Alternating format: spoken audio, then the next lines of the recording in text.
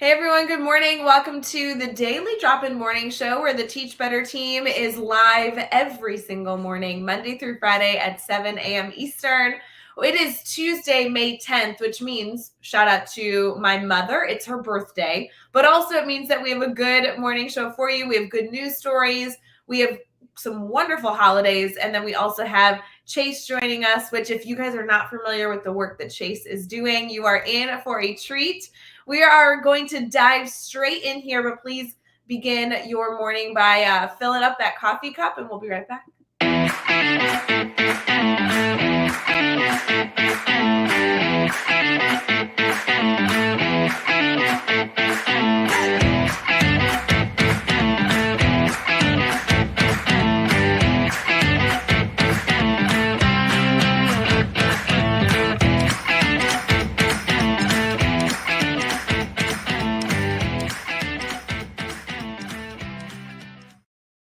Good morning, everyone. Happy Tuesday. Chase, thank you so much for waking up bright and early to talk shop with us on the Daily Drop-In.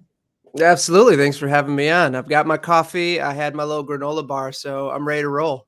You know what? That's the thing we never discuss. What do you pair with the coffee? So a granola bar is a great choice at 7 a.m. Eastern. Yeah, it's kind of turned into like just survival mode of I have a 2-year-old and a 6-year-old, and it's like I don't have time for hot breakfast, so whatever I can stuff into my pockets on the way out is usually my go-to. So You that's know, where I'm at. that's totally fair. I don't think it's a good idea to stuff like warm bacon or waffles Yeah. in your pocket out the door. It just doesn't work. It gets sticky in the car. So I think Yeah. I mean, it'd be delicious. It'd be a great way to start your morning, just smelling like bacon, but not great. you know what? It's good to have goals for the long term, right? Maybe that will be something that we'll figure out in a year or two. But I think granola bars in the morning, definitely the way to go. Nice plan. You know, Chase, for educators who are going to be popping in this morning, listening on Teach Better Talk podcast after the fact, will you tell us a little bit about yourself, the work you do, kind of all that jazz? For sure. I'm Chase Mielke. My home base is Kalamazoo, Michigan, where I've been for most of my life is in the Southwest area. My primary job right now is a secondary instructional coach. I taught high school English, communications, and positive psychology for about 12 years, and now I coach teachers. But my moonlighting job, kind of my main job now, is traveling all over the place, doing virtual speeches, in-person speeches, a lot of writing around specifically the topic of teacher well-being, teacher self-care, and how do organizations support better teaching by supporting better teachers. And that's been kind of this wild ride of helping people instructionally, helping people personally, helping people professionally is what I get to do. I get to nerd out about happiness and thriving, goal setting, and performance. It's kind of a beautiful gig I have right now.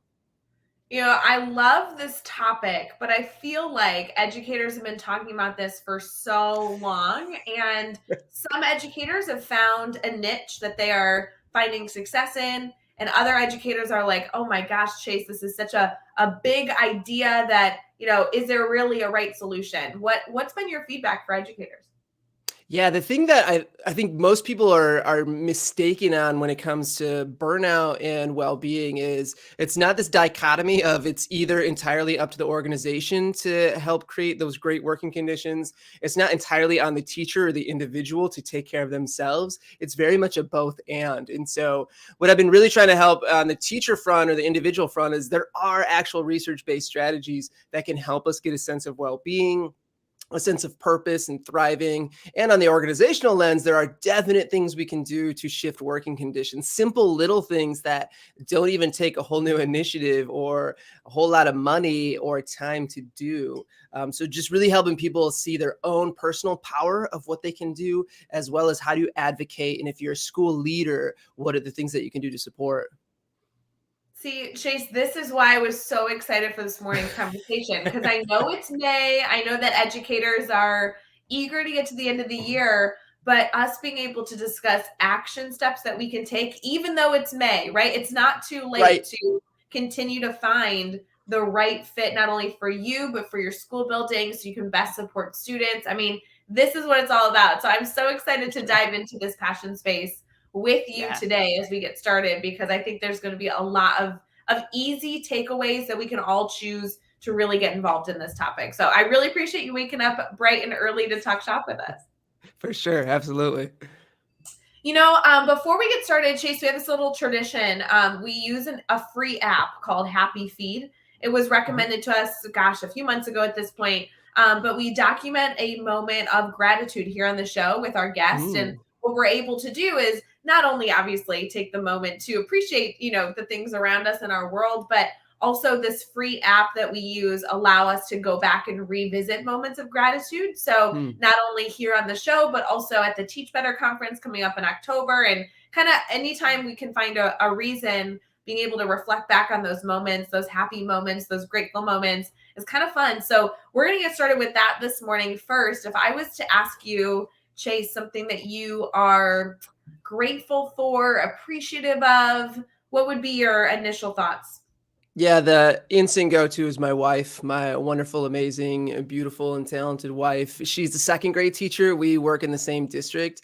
And not only is she just an amazing educator, but just how supportive she is of, I get up early and I do these conversations and I travel a lot to speak, and she's just an absolute rock for our family of making sure we have stability and making sure my kids get to school today when she also has to get to school. So she's just an amazing person who really, really helps support other people.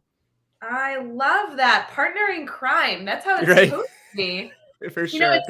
We take time all the time for a moment of gratitude, but it's so wonderful to have somebody on the show shout out a personal, relationship, right? It's not only, I don't know, like a typical go-to is like, we really appreciate my teacher team, which is wonderful. I'm not negating these grateful moments, but so wonderful to also give shout outs to people that support us in our personal lives so we can be successful in our professional lives.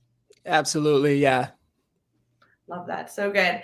We are going to get into our brainstorm bank segment this morning. We get to do this early on Tuesdays and Thursdays is our first segment that we start out. And then we will head into our good news and our holidays for today. So if you're here along with us, feel free to add your thoughts in the comments, participate with us, and we'll be right back for our brainstorm bank.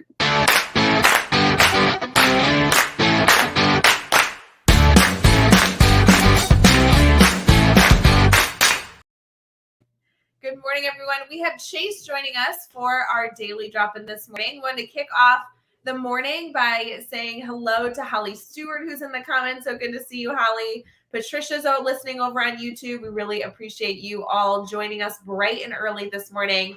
We are currently streaming on Facebook, YouTube, Twitter, Twitch, and LinkedIn. Special shout out, though, if you were listening on the Teach Better Talk podcast, thank you for not only subscribing, but rating and reviewing the show. We love being able to hear your thoughts and hear your feedback. Chase, we have a theme this week as we get into Brainstorm Bank that has to do with just like crafting strong professional development as an educator yourself, and also as somebody who gets to go out to school districts and also work with teachers. I'm sure you have an opinion of how we can craft strong professional development. What are your initial thoughts?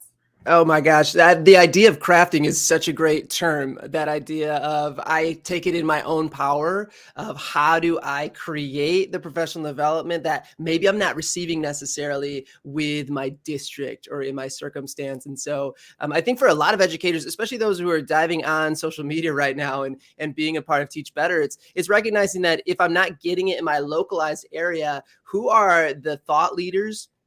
Who are the people who are sharing a lot of great resources that I can access online? I mean, probably one of my best professional development spaces is the library, of just getting really nerdy and diving in and books around any topic that I'm passionate about or writing about or trying to understand. The other element I think that's super important is trying to really build a sense of autonomy. And if you're a school leader by chance listening to this, it is how do I give teachers a little bit more of that control and that ownership to access what they need in the moment. A lot of times we assume we know what people need or we have our own personal focus, but if you even allow a couple hours through your professional development or even a couple half days, whatever you can spare, to helping people just get the resources they need, I think that's what it's all about. Is even if it's not happening in my building, there are so many brilliant people out there in education that are producing content and ideas that we can access. So I want to dive into like 5 different things you just said. So bear with me. One of which though is you noted the library. So we gotta start there. Yeah. You mentioned you are somebody who likes to consume books. So tell us, what book should we be consuming? What's a go-to? Do you have like a few book recommendations you can kick off our morning with? Yeah, my nerdy realm is in the realm of positive psychology and understanding human well-being and human thriving. And so kind of the base that I dove into was a book called Authentic Happiness by Martin Seligman. He is one of the founders of the field of positive psychology, of studying human thriving. And it's a great opening idea of understanding all the different elements that allow a person to thrive. It's not just having like pleasure in the moment and fun in the moment. It is, how do we have meaningful interactions as well? And what are the strategies beyond that can be really supportive? So that's one of my wheelhouses right now, is diving in there. I got to give a shout out to my friend Weston Kieschnick. He just wrote a book called Atlas, which is all on student and engagement and what are the 5 major things that every successful engaging lesson has. And I mean, he's just a brilliant human being. He is so engaging himself, and so for him to like take his nerdiness and his passion and put into a book, I would highly recommend for individuals. You know what I really value is the opportunity educators have to not only read educator books, but also dive into those other topics that may not seem as directly aligned to what practical things we should be putting in the classroom, but really understanding the human body, the human mind, the elements that make up the whole child, so that we can, implement them in our classrooms. And the focus of, going into psychology, especially the concept of happiness as a whole, is a really interesting topic for educators to learn about, because it's so applicable not only in our personal lives but to our students as well. For sure. And I think there's some guilt that goes along with teaching, of like, oh, I need to be reading books about teaching and thinking about teaching. And I mean, any study around the concept of creativity shows that we have to branch out of what we're normally used to. We have to start diving into concepts and ideas that aren't necessarily within our field. And in a time when we really need a lot of creative solutions, I think it's all the more reason why educators should give themselves permission of, so what if this doesn't have directly anything to do with your classroom or students? I guarantee it's going to help you make some of those connections of being a more well-rounded human, more insightful and more creative with your work. Oh, I love this emphasis. I do this a lot with podcasts, where I find myself, yes, I listen to so many educational podcasts. For those of you listening, if you've not checked out the Teach Better Podcast Network, definitely go check out the over 40 vetted podcasts that we love, to support. But sometimes I'm just like, I can't consume more education information. I'm tapped out for the day. But you turn to something that is just a little bit away from education, or a lot of ways away from education, and it's like consuming completely new information. I can still find those connections. Again, bettering that whole educator concept is so valuable. I appreciate that reminder this morning. I think it's important, as we choose books, choose podcasts, or anything in between, give yourself permission to go explore something that doesn't say teacher on it, right? Like that's Right. a opportunity. For sure. The other thing that you mentioned that I want to touch on is the opportunity that we have to take ownership over our own PD. I think a lot of educators would agree with you, but it's tricky when you feel like you're just like a fish in the school of fish in a school building. So tell me a little bit about this concept, maybe however you want to begin, but I'd love to hear about the admin perspective, the teacher perspective, and then the ownership we can take in both roles to get what we need. Yeah, for sure. I'll give you an example of what our district just recently did, that we kind of spearheaded as an experiment. Is, we had 30 hours of professional development we had to get through the year. And typically the administrator would just tell us exactly what to do. But we piloted this idea where we took half of those hours, 15 of those hours, and people could opt into, if you want to design your own professional development for those 15 hours, we'll work with you. We'll help you establish what is your goal, what are your resources, what are your benchmarks. And throughout that time, educators could flex their time during those 15 hours. So if they did a conference outside of school, they wouldn't have to go during that professional development time. Coming up tomorrow, actually, we're going to host our symposium where everyone who did that autonomous group professional development is going to present their findings to the rest of the staff. And so we had individuals who were like, I don't need new change, like just give me the old professional development that works. So we had that option, but it has been amazing when you give teachers some space and some time, the great work that they start diving into. I mean, we have educators who are really passionate, exploring ideas in project-based learning and social and emotional learning, and even just looking at holistic systems of how do we build in a math and science academy within our school to help students who are going that route. So I think as a school leader, it is trying to be flexible. If you don't have to smash up and completely rebuild everything you do with professional development, but what are the little ways you can start to stretch that autonomy? Now, I'm sure someone out there listening is like, my school leader isn't doing that right now. Like, we're not in that space. And so from that point, I think it is realizing that so much of what we can dive into is the relationships within our building. So maybe if the whole professional development isn't really hitting what I need, how am I finding those little spaces to connect with colleagues who are also passionate around a topic? What would it look like if during a co-planning period with a colleague, we just start to dive into what's a lesson we want to experiment with, and what would be some strategies to support that? And let's just take this one lesson and try to revamp it a little bit to learn some new skills and strategy that I think, again, we can drift towards it has to be a complete rebuild, but so often it just starts with these little grass movement tweaks. And like you say, this crafting around small strategies that can help us improve or get just a little bit better every day.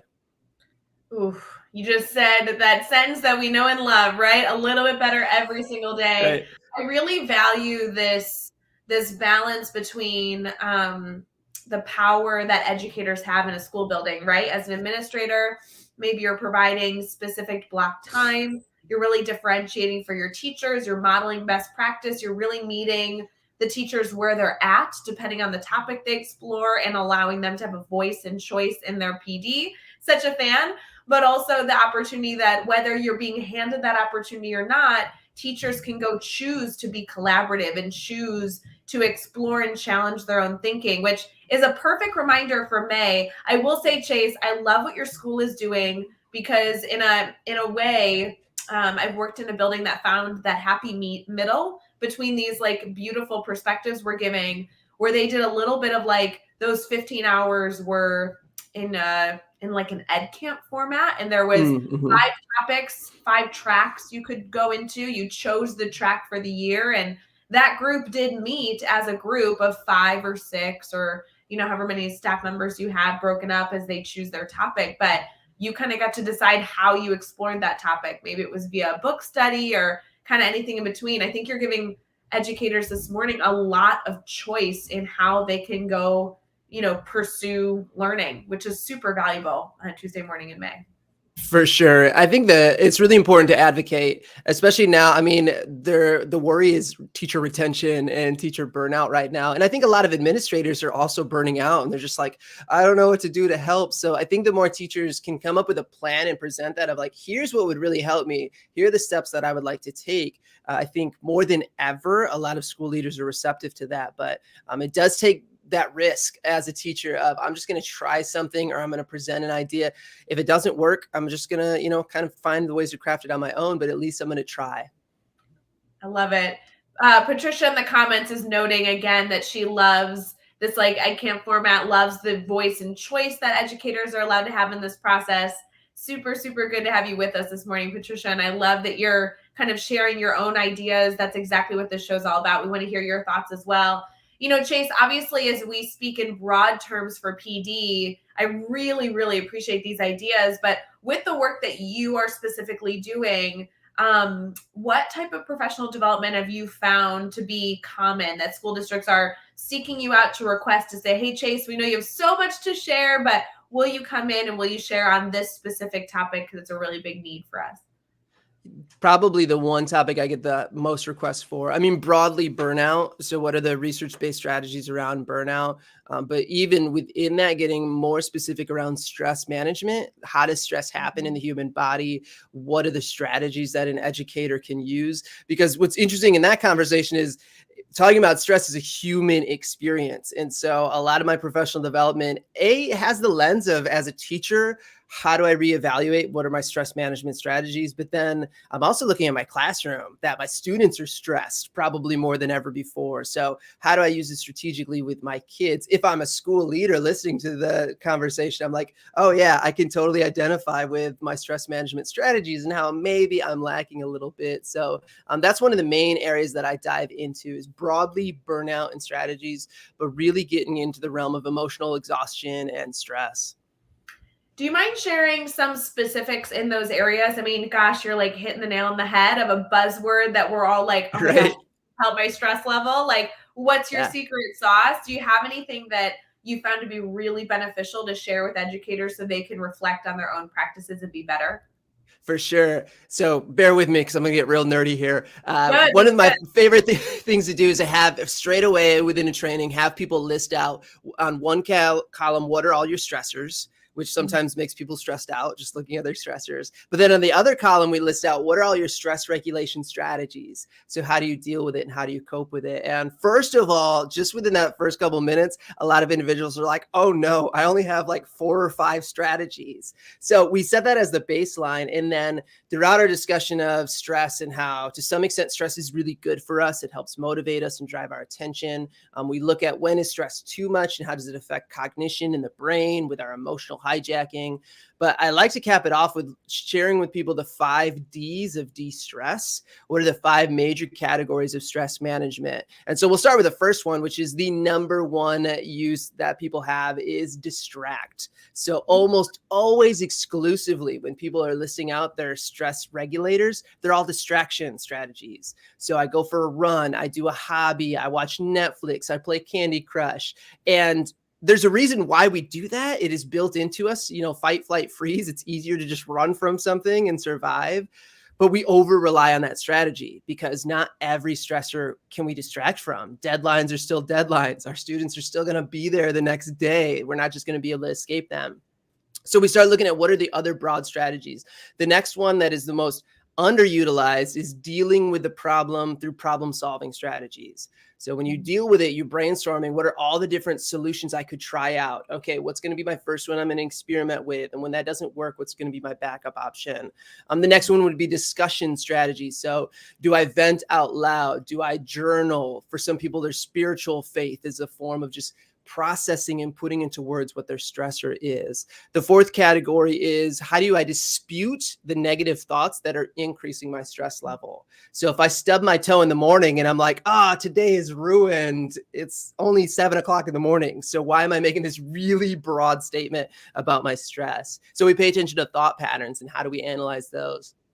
And the fifth D is how do I develop mindfulness-based stress strategies? So how am I using deep breathing? How am I thought noting? How am I using body scans to get a sense of where my stress levels are at?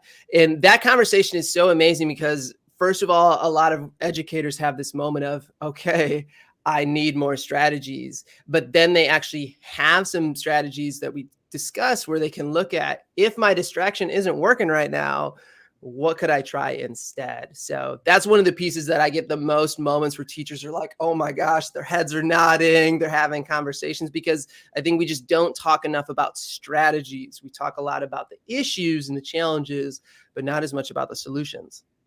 Chase, I'm so glad you took it this direction, decided to get nerdy about this whole topic. That's what we need. I really, really value this emphasis on us being not only self-aware enough to identify what our go-to methodology is, but also understanding that these categories can also allow us to find the areas that we need to further develop. Because gosh, when you know the distraction element, I'm like, I can make a list for you of the things I turn to distract.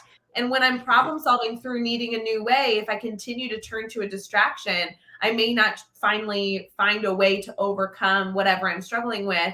You're really identifying the fact that having a lot of different options in each category gives us kind of a full picture of the opportunities that we can choose to chase after to relieve our stress, which is a perspective I honestly have not heard here on the show. So I really appreciate that reminder that we actually have more options than we may feel in the moment, which is so powerful. Yeah, and that's another piece that a lot of times after we go through it, people are like, "Oh, I actually do that quite a lot. Like I do journal, or I do process verbally, or I actually do think about my thinking quite a lot and dispute those thoughts." And so again, it's showing people that you actually have a lot of tools in your toolbox, and maybe we'll add some new tools as well. And then how do you use the right tool for the right need and situation? Yeah, Andrea is commenting here in the comments saying the thought pattern is so key. I often find myself going through those negative thoughts on something small, which is, irrational. I think it's so important to kind of have those aha moments in some of this reflection, learning from you, Chase, to be able to say, oh, bummer, I totally do that. Right. Oops. One of my favorite questions to ask people is if they consider themselves to be an emotional hoarder. So people who carry all their emotions with them, whether it's their emotions or not. I mean, I remember all the times when I would be teaching and it'd be like fifth period and I'm still angry about something that happened first period. And it's like, these are whole different students. It's a whole different area. And I'm like still angry about this thing. And so again, that awareness of like, yeah, this thought is not moving me forward. So how do I move to a better thought that's probably more accurate and is going to help me thrive and be more resilient? Well, Chase, I do have to tell you, we've plenty of time to keep talking, but I know that just from the comments, Lori's commenting, "Oh my gosh, this is golden! I love this." I know a lot of people are going to be re-listening to the last 5 minutes, kind of over and over, saying, "Okay, what do I need to do? How do I take notes on this?" I'm actually still hurt by your comment that Netflix isn't going to solve all my stress level. I'm a little upset about that. I might have to email you later and tell you I'm unhappy. But if educators are seeking to find resources on this or continue to learn from you, typically we'd share your contact information at the end of the show, which we will. But if an educator is listening to this saying, Chase, you're my new best friend, I can't wait to learn from you forever, do you have avenues that educators can learn from you outside of just catching daily drop-in or following you on social media? For sure. So the social media is usually where I post most of my information. So my handle at Chase Mielke, but I also have a website. It's www.affectiveliving.com, affective rather than effective. And that's where I've been blogging for years, and I have resources out there. So I have a whole overview of the 5 Ds of de-stress. I talk a lot about what experiences I had teaching positive psychology, what are kindness activities that teachers can do, intentional acts of kindness. So that's another space where I put out quite a lot. I wrote a book called The Burnout Cure, which takes so many of these self-care ideas and so much of this research on burnout and well-being and puts it through the lens of educators. So what are 10 different research-based strategies we can use, and what are all the different examples of strategies around that? So those are probably the easiest ways to get at least an initial exposure to me. And then of course, shoot me a message, because I love nerding out about this stuff, especially when it's talking to people directly. So I encourage people to reach out if you want more information or want to dive in. Well, we are going to need to talk about the book, but I will say, Yeah. hearing that you have resources on the 5 ways to de-stress, I feel like every educator needs to take a screenshot of those strategies, make it teeny tiny. I would be the educator that would print it out and laminate it and tape it to my desk. Yeah. So when I was finding myself stuck, I'd look down and be like, "Oh no, don't worry. Chase's 5 strategies are right here to remind me." Got to go through my checklist. So I appreciate that you have resources on that. Tell us a little more about the book. I know you gave us an overview, but when did the book come out? What was it like writing a book? So many in our community, so many people have aspirations to put their voice into kind of like a physical book that we can share with others. Tell us a little about that. Yeah, the book was published in 2019, I believe 2019, 18, so right before the pandemic hit, which was pretty apropos. The whole process was interesting because I never really set out to write a book around burnout for teachers. But what had happened is, I had been teaching positive psychology for quite a while, and not many teachers were teaching that content. And so I was developing quite a lot of my own and putting out blog posts. So I was interviewed by the ASCD around how do you teach happiness. And the one thing I kept coming back to as they're interviewing me is teachers have to apply these strategies to themselves first. Like, you have to take care of yourself. You have to know the research. And then I thought, why don't I put all of this out there into the world? And so that was part A. Part B was that I was actually dealing with a lot of burnout in my personal world. So I had a colicky nightmare of a newborn who just wouldn't stop crying. I had really challenging students one particular year. I was dealing with just staff drama that comes up in school systems. And I remember I was about to quit teaching altogether. I wanted nothing to do with the classroom. And it was this ironic moment of, why are you going to quit teaching when literally day to day you teach teenagers the science of resilience and gratitude? Like, apply this stuff for yourself, practice what you preach finally. So those are the two pieces that move together of, I'm going to take everything I've come across, try to figure out what are the practices that most have an impact on well-being, especially for a teacher, and put that out into the world. And then it just became a matter of how to put that into writing. I mean, I was teaching full time. I was adjunct professor at a local university. I had a whole bunch of jobs I was doing. So time management was really hard with writing a book, but I did the nerdy thing that I usually do is I took this massive goal and I chunked it up. I figured out exactly how many words I had to write by December and then how many words that translated to every single day. I calculated how much time it would take me to write that amount of average words. And so I ended up figuring out that I just needed 20 minutes a day. And so my routine or my ritual is, after we would put my son to bed and my wife is just hanging out and relaxing on the couch, I would just plug in my headphones, grab my cocktail, and I would just set a timer for 20 minutes and just start typing away. Now, sometimes it was complete garbage where I was like, this is terrible, I don't want to write, or I'm not in the mood. But more often than not, I wrote more than what I needed to because I just got into a flow state. So I would recommend anyone who's looking to do writing or publishing or putting their work out there is just do it. Just put it out there. Don't worry about if it's perfect. Don't worry about if it's right or wrong. Just present it to the world. And then from there, just try to figure out the little rituals and little pieces to stay consistent rather than waiting for the big moment or the big inspiration, because very rarely does it happen. Such good advice, Chase. I know so many educators are exploring their own way to share their voice, and this is so many different ways and strategies that, depending on what's going to be the right fit for you, you can go and seek out. Before we kind of wrap up this conversation and head into our good news for the day, holidays, we have a good news article. Will you give us kind of like your soapbox moment? If an educator's jumping in right now, they're only going to listen to the next 3 minutes of our conversation, what do you want them to take away? Because I'll tell you, I'm disappointed they're only going to listen to the next 3 minutes, because there's been so much value you've been able to share. This has been such a rich discussion. I know so many educators will be referring back to for a long time. But if you only had one thing that they were going to take away, what would it be?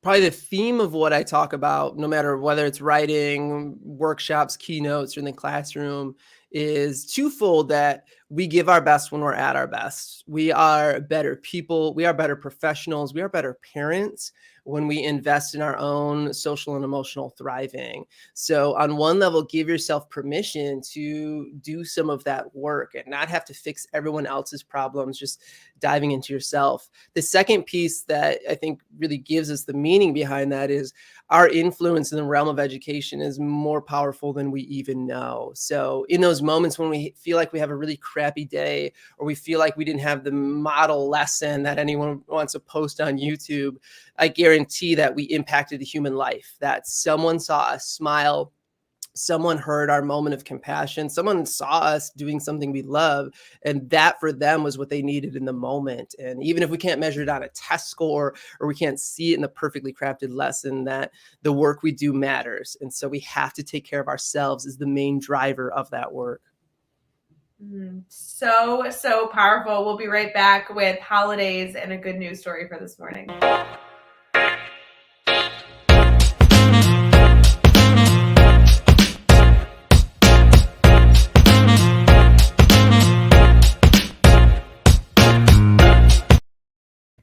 Good morning, everyone. Thank you for popping into the Daily Drop-In. Chase, I cannot tell you how much I appreciate all that you shared in the last half an hour. If you are just popping in now, holy moly, do you need to listen to the end and then re-listen to this entire beginning, because you are definitely like right up my alley in how you communicate. You have constantly shared some incredible strategies for educators, action steps, and really hitting at the core of a topic that many educators in the Teach Better community have shared wanting strategies on. And what I really appreciate, Chase, is You have this wonderful way of sharing information where it's research-based. There's a lot of really good topics we could dive further into if we're interested. But you also have these overarching strategies that we can keep in mind, that we can constantly be referring back to. And you've been able to share very, very strategic takeaways of what can you go do literally within the next few hours to be better in so many different spaces, but especially self-care and conducting professional development. So this has been a whirlwind of a conversation so far. I really, really appreciate you sharing. We are going to get into some good news and some holidays for today. But before we get started, Chase, are you up for a little bit of celebrating? Sure, 100%. I mean, even though it's early on a Tuesday, there's never not a reason to celebrate.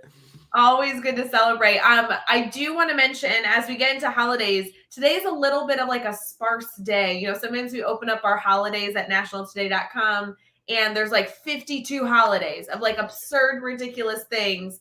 Today it's pretty basic. So adding in that it's Julie Ford's birthday here on the Teach Better team, my mother, I feel like is just fitting because there's only so many days to celebrate, so many things to celebrate today. We got to slip that one in, the big birthday for her. So shout out to Julie. It's also National Shrimp Day. Are you a shrimp eater? I am 100% a shrimp eater. My son says he's allergic to shrimp. He's not. He just can't stand it. So that just kind of gives me even more motivation to eat all the shrimp. We are huge, huge fans of shrimp.